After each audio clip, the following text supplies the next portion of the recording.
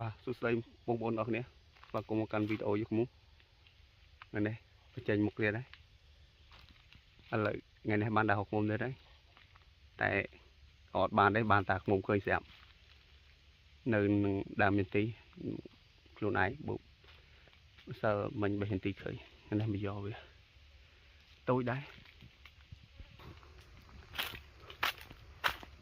mà đây nó có lửa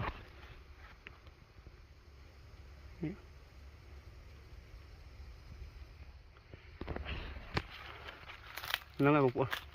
chỉ mới cầm phim nhưng cho nó hết ngày này họ đã có tiện được màn màn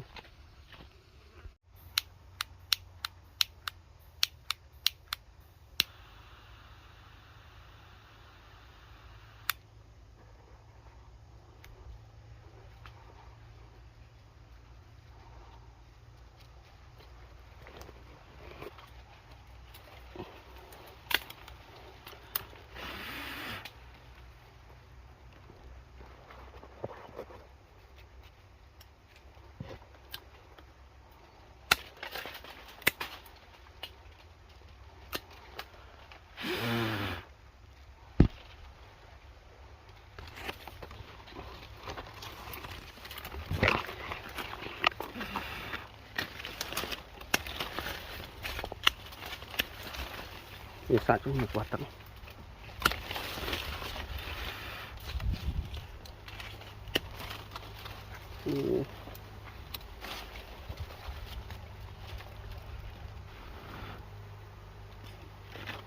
nè muốn con tôm sai vượt quả tặng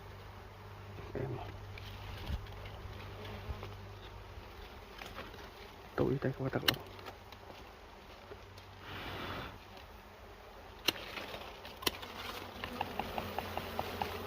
miền ta miền sạch sạch tối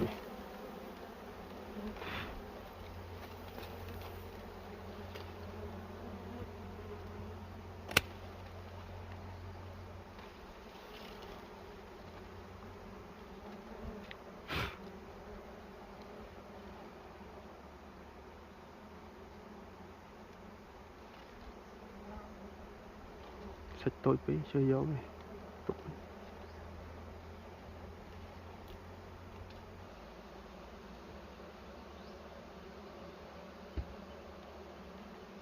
tung vậy này.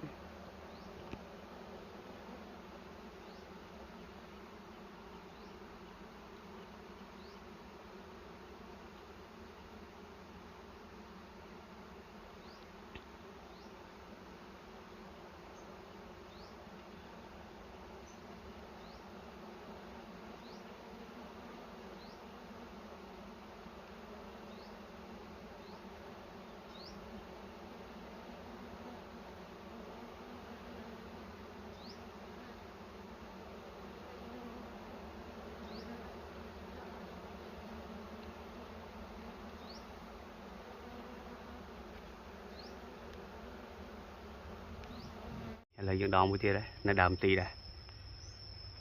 yên thông này là dù rồi mơ mình bà tặc ớt mình tới bà tặc túi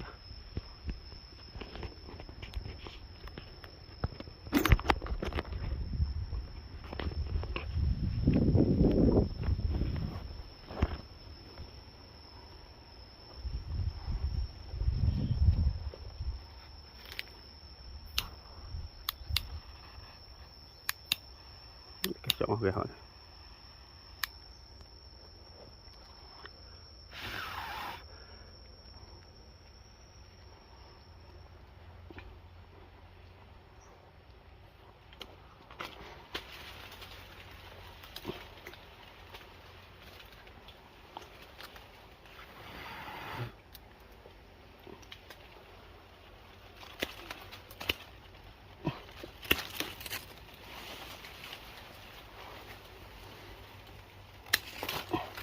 rồi và liệt đầy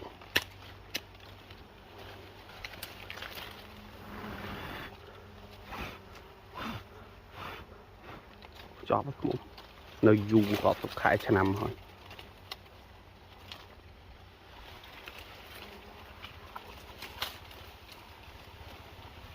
mà tâm nơi នេះបាត់តើណាធំ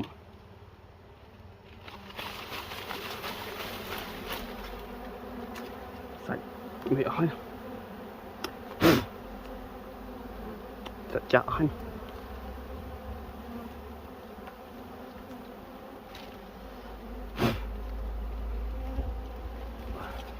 ហ្នឹង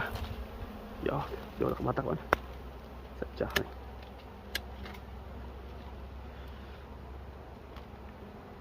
គាត់បាទ